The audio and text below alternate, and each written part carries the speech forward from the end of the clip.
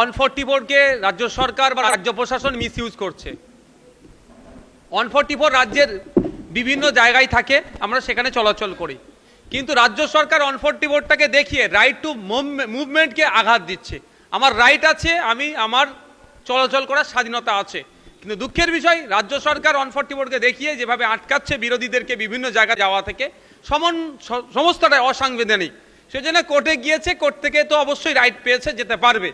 ব্যাপারটা হচ্ছে আমরা জানি 144 3-এর অধিক মানুষ যাওয়া যায় না, সেখানে 3-এর নিচে নিয়ে মানুষ গেলেও সেখানে বাধা দিচ্ছে কেন?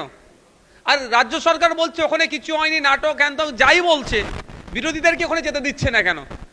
বিরোধীরা গেলে হয়তো ওখানে যে অন্যায় হয়েছে সেগুলো আরো বেশি করে জানতে পারবে, সেগুলো জনমানুষে আসলে রাজ্য সরকারের অস্থিরতা আরো বাড়তে পারে, সেই জন্য আটকাচ্ছে।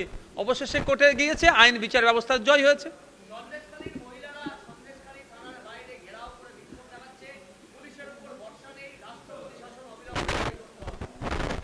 দেখুন, ওখানকার মহিলারাই বলতে পারবে বা ওখানকার নাগরিকরাই বলতে পারবে যে তারা কি সমস্যার সম্মুখীন হচ্ছে, পুলিশের উপরে ভরসা কেন করতে পারছে না।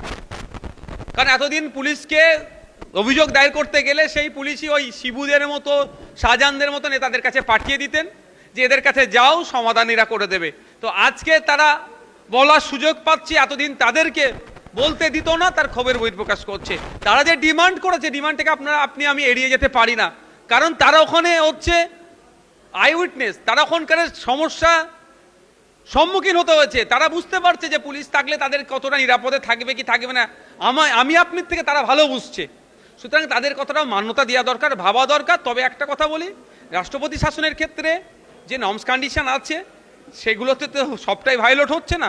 তারপরেও বলবো ওদের ওখানে পর্যাপ্ত পরিমাণে নিরাপত্তার ব্যবস্থা করা দরকার। মমতা ব্যানার্জির সরকারকে সেটার ইনশিওর করা দরকার, ওখানকার মহিলাদেরকে যে তাদেরকে পর্যাপ্ত পরিমাণে নিরাপত্তা রাজ্য সরকারের পক্ষ থেকে দিতে পারছে। জাতীয় মহিলা কমিশনের চেয়ারপারসন আসলেন, হিউম্যান রাইটস আগামী দিনে আসতে পারে, মাইনরিটি কমিশন আসতে পারে, যে কেউ আসতে পারে, আসুক।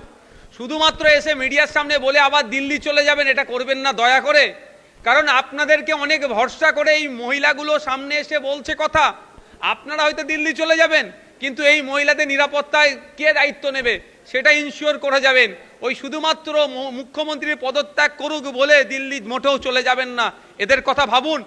আগামী দিনে সন্দেশখালী শুধু না, রাজ্যের মহিলাদের নিরাপত্তার কথা ভেবে অন্তত একটা কঠিন যাতে কোনো মহিলাদের নিরাপত্তার জন্য রাজ্য সরকার সেই ব্যবস্থা গ্রহণ করতে বাধ্য হয়, সেই ধরনের কোনো অর্ডার বা সেই ধরনের কিছু নির্দেশিকা দিন।